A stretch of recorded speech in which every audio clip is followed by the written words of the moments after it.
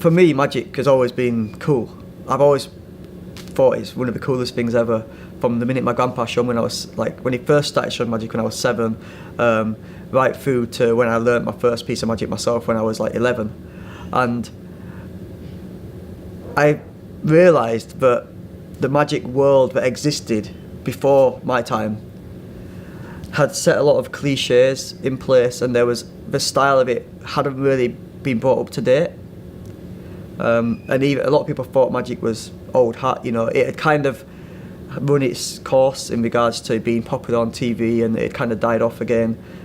It was slowly making resurgence, a little bit as I was growing up. When David Blaine came out, and he definitely brought it back onto the forefront of people's imaginations. But then, for me, it still wasn't quite resonating to people of my own age group.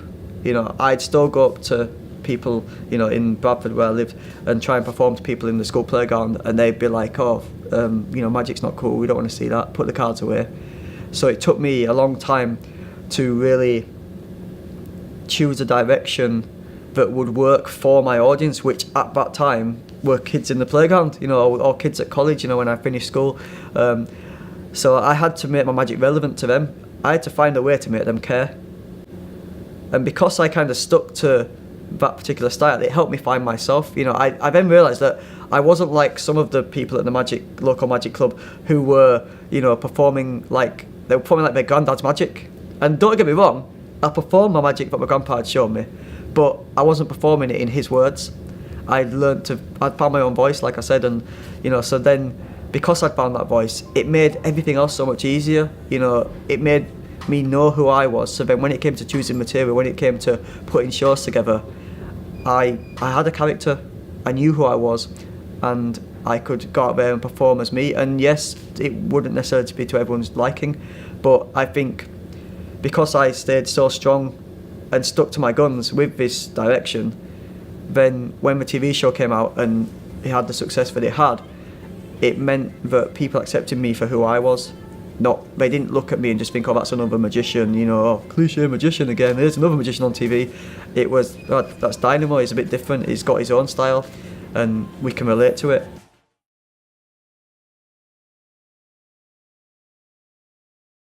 When I was younger, I'd go to a lot of concerts and stuff. I'd go and see Snoop Dogg's concert.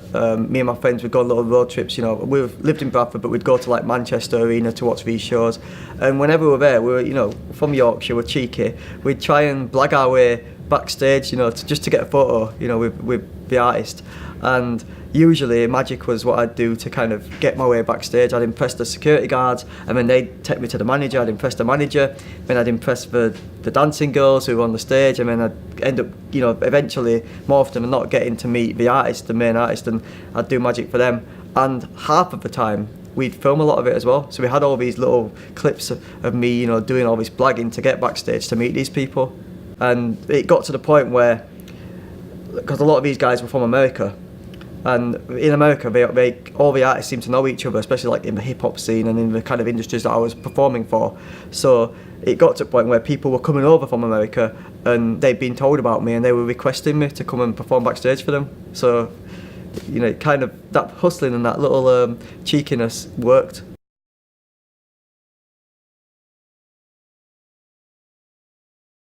My grandpa showed me a thing with a matchbox, and he opened it, and he showed me it was full of matches, and then he closed it and he shook it, I could hear the matches inside. He put it on my hand, snapped his fingers, and told me to open the box, and I opened it and all the matches had gone. It was amazing.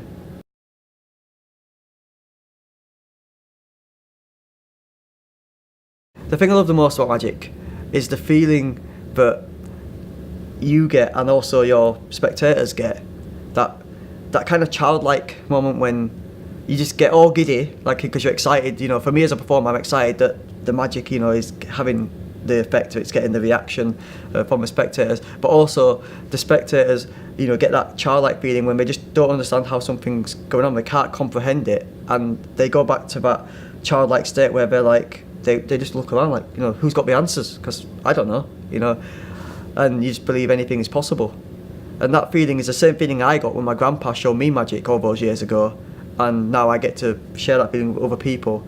And every reaction's different, you know, the feeling never seems to tire, and it always manifests itself in different ways.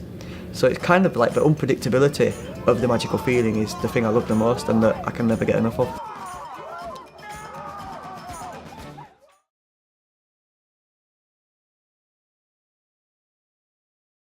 A lot of my magic ideas over the years have come from, I guess, kind of magic accidents or drunken conversations. Not me drunk, I'll be performing at a party, and halfway through the performance, people who might be slightly intoxicated might throw out a random suggestion like, can you make my wife disappear? Or can you put my phone into a bottle?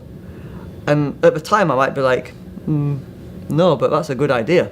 And then I'll go away and I'll think about it. The ones that, the good ideas stick in my head and I can't sleep at night thinking about them. And then somehow I find a way to make it achievable. And then the next event, wham bam bosh, there's a phone in a bottle.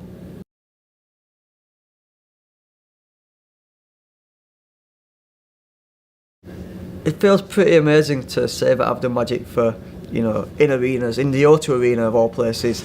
And I'm going out there doing shows regularly for for 10,000, 12,000 people, which it's definitely something, as a kid, I would never have imagined I'd be doing.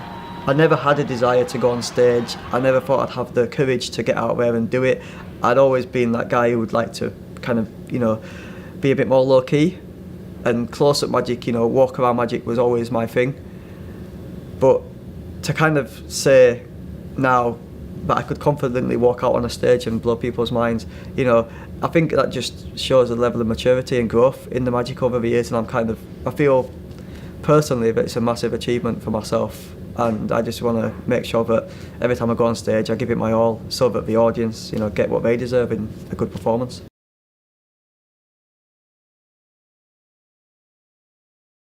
I do get booked for some crazy parties. More recently there was one I did where it was spread over 3 days. I can't actually say who it was for or too much about it because we had to sign NDA forms.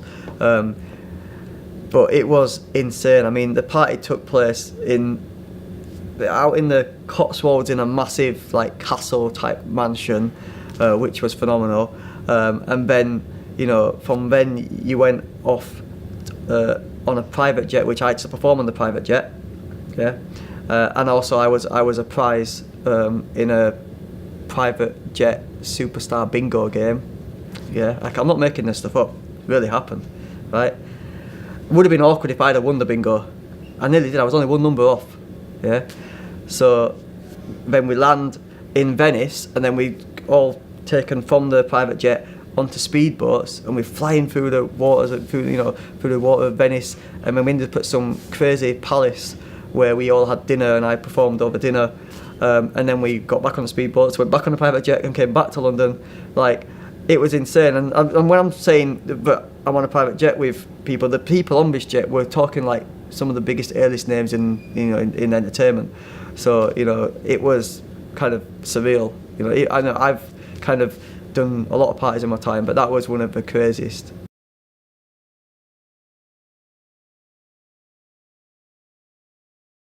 Being a well-known performer and obviously having the TV show out there, so when I come to a lot of events people know who I am, it makes the approaches, the introductions a lot easier, and people are a lot more excited, so I don't have to do the old, hey, I'm the magician at the party tonight, do you want to see something?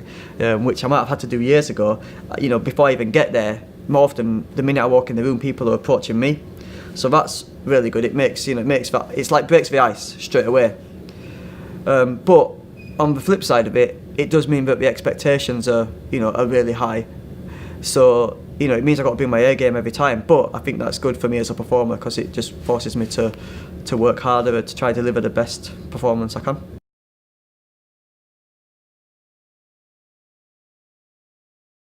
We get approached by a lot of brands about doing endorsements or, is there ways we can do magic with their product and stuff like that. And a lot of it, to be honest, comes down to whether it feels authentic enough, because I don't drink alcohol, so if I was to start promoting an alcoholic brand and I'm on film apparently drinking, it's not real, is it? Because I don't drink, you know. It's not to say that we can't find something that would work for that brand, but it's got to feel right, you know, it's got to fit me as my style. You know, I have a very distinct style which is different from most performers and most magicians, and I pride myself on that style. So it's important that everything I do fits right with the brand. I wouldn't just take a deal on for the money, so to speak. You know, it has to make sense.